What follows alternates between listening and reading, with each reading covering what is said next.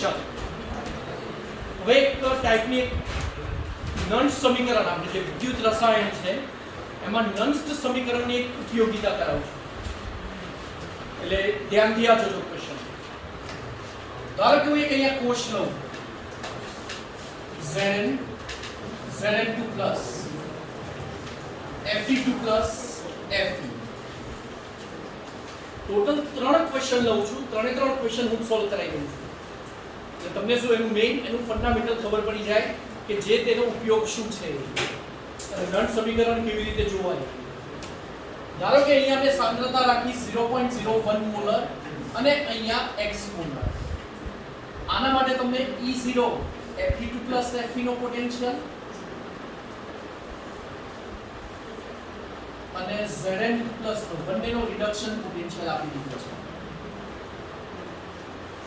બરાબર અને તમને એવું કહ્યું છે કે જો E સેલ 0.75 જસ્ટ 0.35 વોલ્ટ હોય તો x વિશે શું કહી શકાય તો કહેવાનો મતલબ એવો છે ઓપ્શન અહીંયા છે x greater than 0.01 less than 0.01 equals 0.01 અને માહિતી અપૂરતી છે છેલ્લું ઓપ્શન તો ખાલી એમને જ લખ્યું છે લખવું પડે એટલે જવાબ આ ત્રણમાંથી છે તો પહેલા તો એનોડ કેથોડની પ્રક્રિયા લખીએ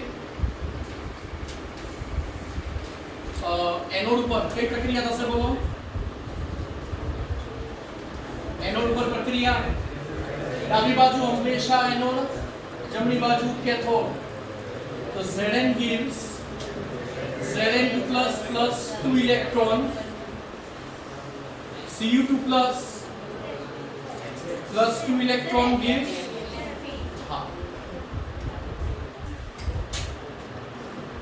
Fe2 plus तो टोटल मास Zn वत्ता Fe2 plus reversible gives Zn2 plus वत्ता Fe n बराबर 2 चलो ये ख्याल આવી ગયો હવે તમને જસ્ટ સાંદ્રતા વચ્ચેનો સંબંધ જ પૂછ્યો છે તો આપણે એક કામ કરીએ પહેલા નંદ સમીકરણ લખી નાખીએ E સેલ બરાબર E0 cell -0.059 upon n log of Zn2 plus ની સાંદ્રતા upon Fe2 plus ની સાંદ્રતા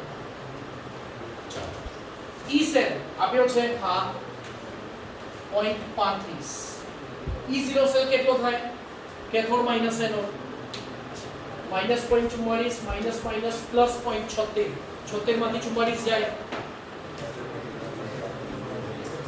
બોલો 0.32 થશે ને -0.059 upon 2 log of Zn2 plus ની સાંદ્રતા અને Fe2 plus ની સાંદ્રતા x અને હવે સિમ્પલ ટેકનિક આને આ બાજુ મોકલો બે નું માઈનસ કરો આની જોડે ગુણાકારમાં જે સામે ભાગાકારમાં જાય એટલે બે અંશમાં જાય 0.059 છેદમાં જાય અને log of કરીને આપ્યું છે x શોધો હવે એનાથી એક શોર્ટ ટ્રિક કરીએ છીએ ધ્યાનથી જોજો 0.32 ની અંદર કંઈક ઉમેરો તો જ 0.35 મળે ફરીથી આ 0.32 ની અંદર તમે કંઈક ઉમેરશો તો જ તમને 0.35 મળશે પણ અહીંયાથી 0.32 માંથી શું થવાનું છે બાદ થાય ત્યારે મળે છે ધેટ મીન્સ શું થયો આ માઈનસ ની જગ્યાએ શું આવવાનું પ્લસ આવવાનું હવે પ્લસ ડાયરેક્ટ તો આવે નહીં ધેટ મીન્સ અંદરનું કોઈ પદ શું હોવું જોઈએ માઈનસ તો જ માઈનસ પ્લસ થાય સમજ પડે છે હા હવે અંદરનું કોઈ પદ માઈનસ એમાં જુઓ 0.059 અચળ બે અચળ કોનો log માઈનસ હોય કોનો log માઈનસ હોય એકથી નાની કિંમતનો એટલે 0 પોઈન્ટ સમથિંગ નો હવે તમે આ ખબર પડી એટલે 0 પોઈન્ટ સમથિંગ નો log કેવો હોય માઈનસ હોય એટલે એનો મતલબ શું થયો કે આ ભાગાકાર શું આવવો જોઈએ 0 પોઈન્ટ સમથિંગ આવવો જોઈએ હવે આ ભાગાકાર 0 પોઈન્ટ સમથિંગ ક્યારે આવે? તમે કોઈ બી જુઓ અંશ અને છેદ તમને 0 પોઈન્ટ સમથિંગ ક્યારે મળે? જ્યારે અંશ કરતા છેદ. તમને એ જ પૂછ્યું છે અંશ અને છેદમાં કયું મોટું અને કયું નાનું. તો 0.01 છે અને બીજો x છે, તો કોની કિંમત મોટી અને કોની કિંમત નાની હોવી જોઈએ? 0.01 કરતા મોટો હોવો જોઈએ. પતી ગયું જવાબ. સમજ પડી કે નહીં?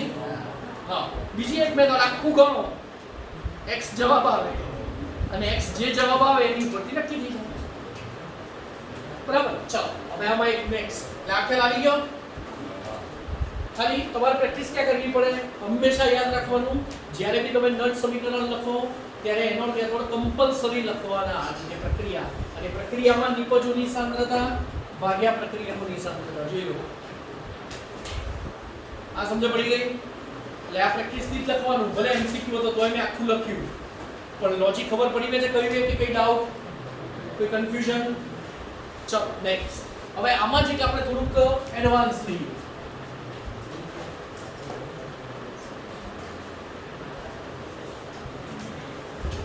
Al3 plus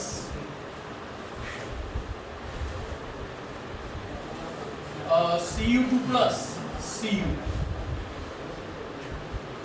x molar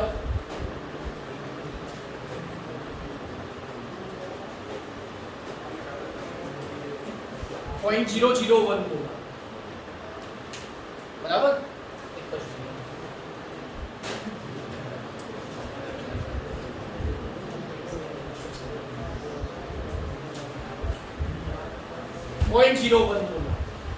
હવે અહીંયા E0 સેલ કહી દઉં છું ડાયરેક્ટ 1.66 અને 0.34. ચલો, E0 સેલ 2 વોલ્ટ છે તથા E સેલ પણ 2 વોલ્ટ છે. તો ફરી પાછા ચાર option, x greater than 0.01, x less than 0.01, x equals 0.01 અને ફરીથી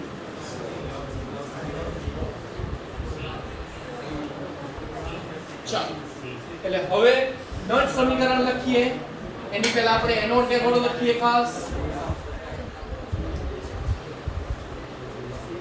તો Al3 plus 3 electrons,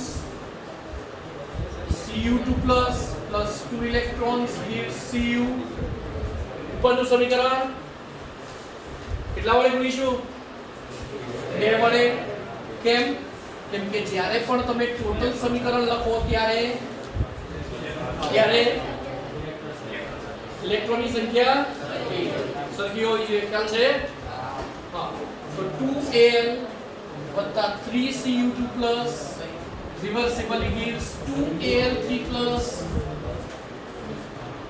બરાબર? મને ખ્યાલ છે ઘણા જવાબ બોલતા હતા CM, પણ એ જવાબ નથી. બરાબર? ચલો હવે જ્યારે પણ નટ સમીકરણ લખો ત્યારે ધ્યાન રાખવાનું નિપજો ભાગ્યા પ્રક્રિયકો, અને જેના જેટલા મોલ હોય એ ઘાત સ્વરૂપે લખવાના. એટલે આ જો 2 આવ્યા ને અહીંયા 3 આવ્યા. આ સમજ પડી? ચલો નટ સમીકરણ લખીએ. E સેલ બરાબર E0 cell minus 0.059 upon n log of Al3 plus નો સ્ક્વેર Cu2 plus નો ક્યુબ. ચલો આ 2 વોલ્ટ, આ 2 minus 0.059 upon 6 log of Al3 plus x નો સ્ક્વેર અને અહીંયા 0.01 એટલે 10 raised to minus 2 નો ક્યુબ. ખબર પડી? હા. એટલે ઘણા એમ કે આ 2 વોલ્ટ ને આ 2 વોલ્ટ, that means આ પદ 0. કોનો log 0? 1 નો. વધી ગયું એટલે કે x² upon 10 raised to minus 2 નો ક્યુબ હોય is 1. ખબર પડી? ખબર પડી એમ કહું છું? હા. અને હવે x² બરાબર 10 raised to minus 6, તો x બરાબર શું થયું? વર્ગમૂળ. અને x 10 raised to minus 3 આયા એટલે કેટલા? 0.001 મોલર અને એ 0.01 કરતા કેવા કેવા 0.001 એ 0.01 કરતા એનો મતલબ શું થયો x લેસ દેન સમજો પડી બરાબર એટલે આ નળ સમીકરણનો તમને વિધાઉટ એની કેલ્ક્યુલેશન હા આમાં ખાલી આટલી કેલ્ક્યુલેશન આવી બરાબર પણ બધા બરાબર છે પહેલામાં બરાબર આવી ગયું ખબર પડી ગઈ બીજું બધા ધડાધડ બોલ્યા કે x ઇક્વલ્સ તો એ ના ખ્યાલ આવ્યો ચલો અને હવે આમાં મેં જે તમને ત્રણ કયા હતા એમાં હું થર્ડ લેવલ બરાબર ચાલો ધ્યાન દીજો જો Mg2 Cl Cl2 Pd 0.01 molar અને x સેમ ક્વેશ્ચન जो E0 सेल बराबर 2.37 ने 1.36 36 થઈ ચલો ના Mg નો 2.36 ને બંનેનો સરવાળો થશે 6 6 12 3 3 6 7 E0 સેલ બરાબર 3.72 વોલ્ટ તથા E સેલ બરાબર પણ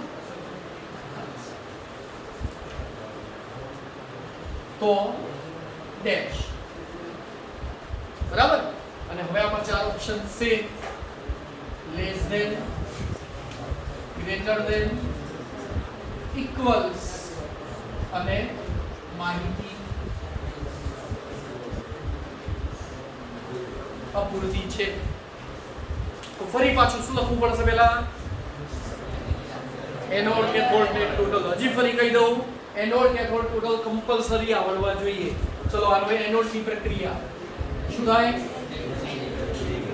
Mg gives Mg2 plus 2 electron cathode पर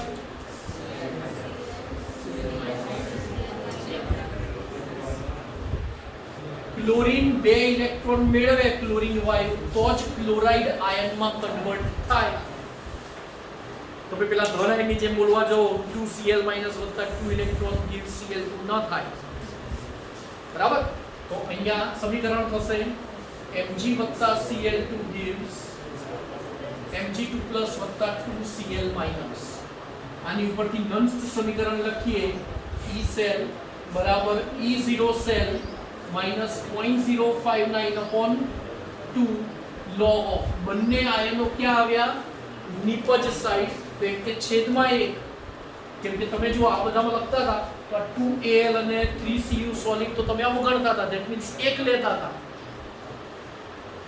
ખબર પડી નોંધા લખતા ધેટ મીન્સ તમે ગુણાકારમાં એક જ થયો ને હા હવે અહીંયા શું થશે બંને આયનો ક્યાં આવશે અંશમાં હવે આ અને આ બંને સરખા છે 3.72 ધેટ મીન્સ આ પદમાં શું થવું જોઈએ log of કરીને આ જે લખ્યું છે આ શું થવું જોઈએ આ બેનો ગુણાકાર શું થવો જોઈએ 1